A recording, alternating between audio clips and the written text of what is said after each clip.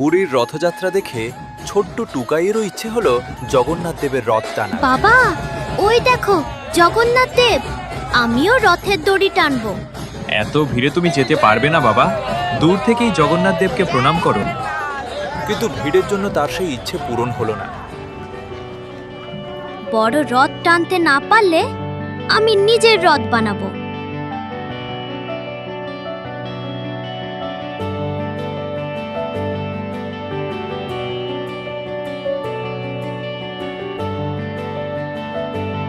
এই দেখ, আমার নিজের হাতে বানানো রথ। পিচবোর্ড দিয়ে রথ বানিয়েছে। কিন্তু সবাই তার রথ দেখে হাসল। ঠিক তখনই শুরু হলো বৃষ্টি। টুকাইয়ের মন খারাপ হয়ে গেল।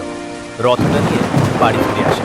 রাস্তার এক কোণে একটি ছোট্ট কুকুরছানা বৃষ্টিতে পুরো ভিজে গেছে এবং শীতে কাঁপছে। একটি অসহায় কুকুরছানাকে দেখে টুকাই নিজের রথে তাকে আশ্রয় দিল। সেদিন টুকাই বুঝিয়ে দিল, ভগবানের রথ টানার চেয়েও বড় পুণ্য হলো তার সৃষ্টির সেবা করা। ওই দিন টুকাইয়ের ছোট রথটাই ছিল পৃথিবীর সবচেয়ে বড় রথ।